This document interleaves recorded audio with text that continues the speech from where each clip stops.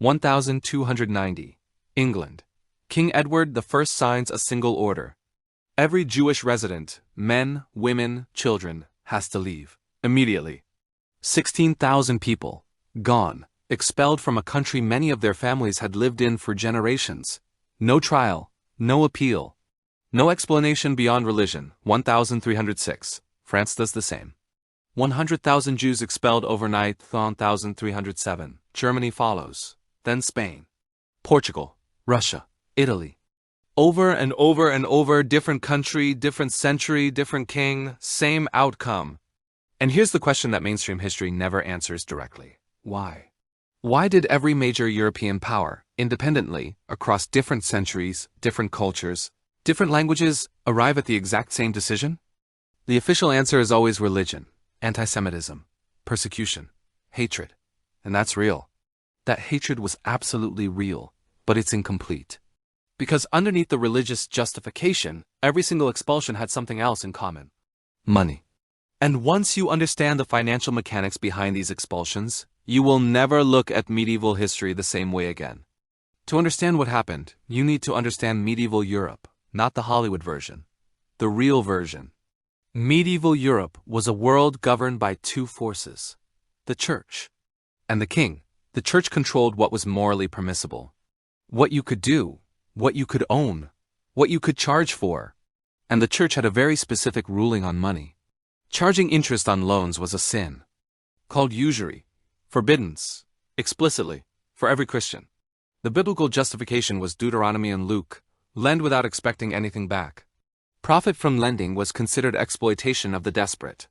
Any Christian banker who charged interest risked excommunication. Social destruction. Sometimes worse. Islam had an almost identical prohibition. Riba, interest, was banned entirely in Islamic law. Still is today. So here's medieval Europe. Millions of people. Hundreds of kingdoms. Constant wars. Constant harvests failing. Constant need for credit. And almost nobody who could legally provide it. Almost nobody. Jewish religious law, specifically the Torah, had a crucial distinction that changed everything. Charging interest to fellow Jews was forbidden. Charging interest to non-Jews was explicitly permitted. Deuteronomy 23:20. Unto a stranger thou mayest lend upon usury. In a continent where everyone needed credit and almost nobody could legally provide it, Jewish communities stepped into the gap. And this wasn't just one generation taking an opportunity. This was centuries of accumulated, compounding expertise. Think about what that means. When your father is a moneylender, you learn the business from childhood. When your uncle is a financier, family dinners are masterclasses in risk, interest, and contract law. When your entire community is built around financial networks, trust, reputation, and knowledge travel faster than any formal education. While Christian scholars were studying theology, physics, and astronomy. While Muslim scholars were advancing mathematics, medicine, and poetry. Jewish communities across Europe were building something different. A financial network. Spanning every border. Every kingdom, every major city on the continent. Centuries of financial knowledge. Passed from generation to generation, compounded by interest. And interest, as anyone who understands money knows, is the most powerful mathematical force ever discovered.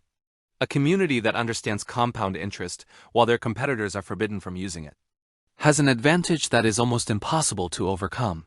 By the 11th and 12th centuries, Jewish financiers were operating at every level of European society, and I mean every level. Kings borrowed to fund wars.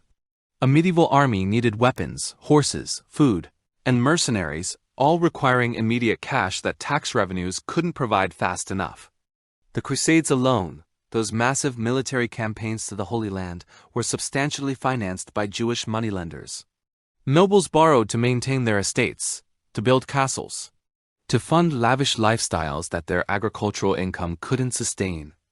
Merchants borrowed to fund trade routes, buy inventory, expand operations. Peasants borrowed to survive bad harvests, to plant next season's crops, to pay the king's tax collector who arrived regardless of whether the harvest succeeded or failed. From the highest throne to the lowest farm, everyone owed. Everyone was connected.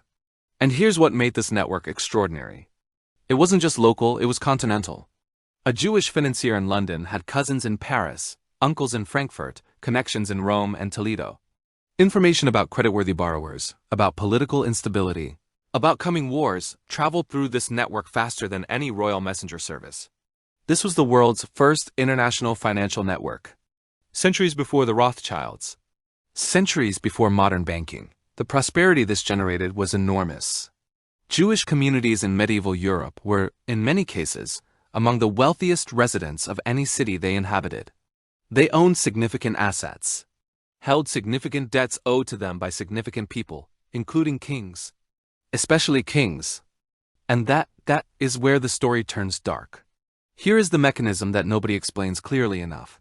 A medieval king borrows heavily from Jewish financiers to fund a war, to build a cathedral, to pay mercenaries, to survive a political crisis. The loans are documented. The interest is accumulating. The debt is real. Then, crisis hits the kingdom.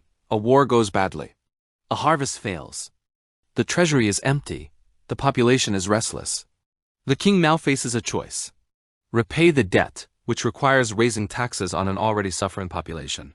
Deeply unpopular. Potentially destabilizing. Or, default on the debt.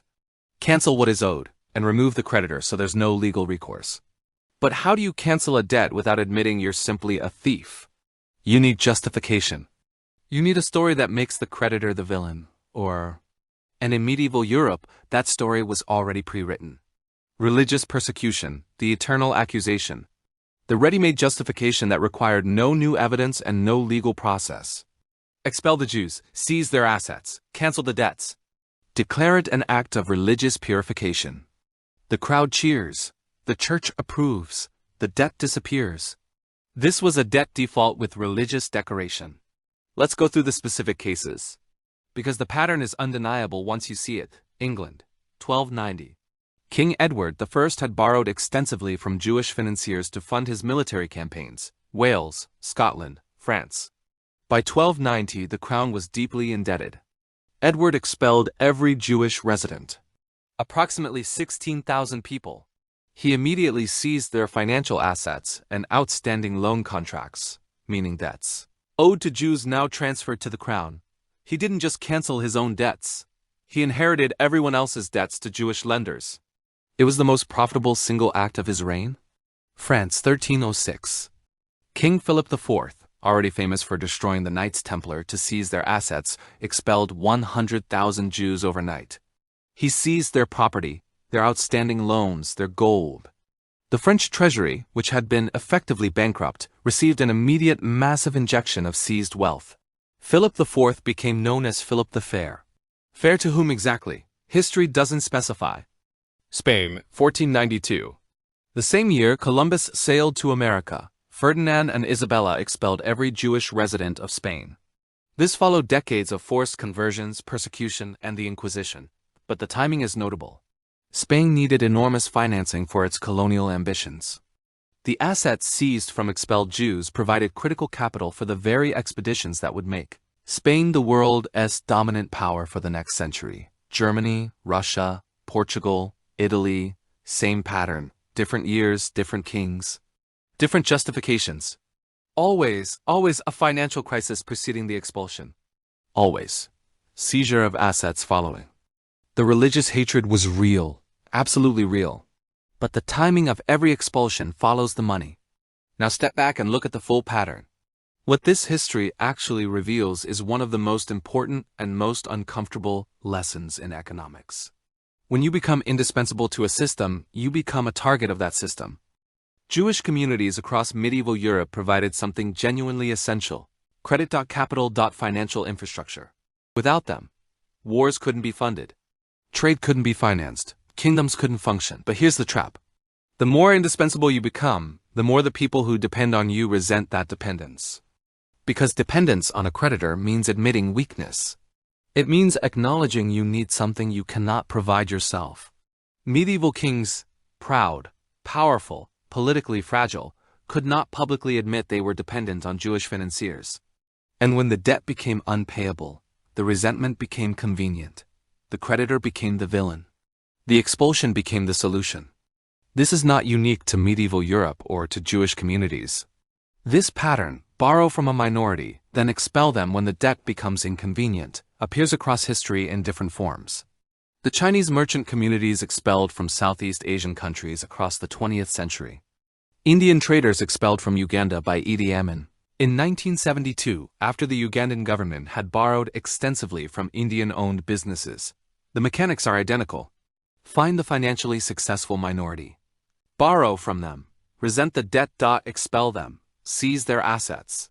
Call it something else. Here's the part the kings never anticipated. When you expel the people who understand money, you lose the knowledge. England expelled Jews in 1290. For the next 360 years, England had no functioning domestic credit industry. Merchants had to rely on Italian and Flemish bankers, foreign creditors, to finance trade. The financial sophistication that Jewish communities had developed over centuries simply left with them. Spain expelled Jews in 1492, just as it was about to need the most sophisticated financial management in history to handle the incoming flood of American silver. Without that expertise, Spain spent the next century doing exactly what we covered in the last video. Flooding the economy with silver it didn't understand how to manage, causing hyperinflation, going bankrupt 9 times. The Ottomans, who welcomed the expelled Spanish Jews, received something extraordinary. An entire community carrying centuries of financial knowledge, continental trade connections, and technical expertise in banking, medicine, cartography, and manufacturing. The Ottoman Empire experienced a significant economic and intellectual boom in the decades following 1492, not a coincidence. England eventually readmitted Jews in 1656 under Oliver Cromwell. The reasoning was explicitly financial. England wanted to compete with Amsterdam, where a large Jewish financial community had helped build the most sophisticated banking system in the world. Cromwell understood what Edward I had not. You don't expel the people who understand money. You learn from them. So why were Jews expelled from every major country in medieval Europe? The simple answer is anti-Semitism. The complete answer is debt. Religious hatred provided the justification. Financial desperation provided the motive. Every expulsion followed the same script. Borrow during prosperity. Resent during crisis. Expel when repayment becomes impossible. Seize assets. Call it righteousness. And every kingdom that followed this script paid a price. They lost the financial infrastructure that had taken centuries to build. They replaced sophisticated creditors with foreign ones, who were harder to expel. They traded a manageable debt for a deeper dependence. The lesson that history writes here, in the margin of every expulsion decree, is simple. Destroying the creditor does not destroy the debt. It just destroys your ability to manage it. England figured this out after 360 years. Spain never quite did. And the kingdoms that welcomed the expelled communities, the Ottomans, the Dutch, eventually the British, became the dominant powers of the centuries that followed. History doesn't reward expulsion. It rewards the civilizations that understood that financial knowledge compounds, and that destroying it is the most expensive decision any empire can make.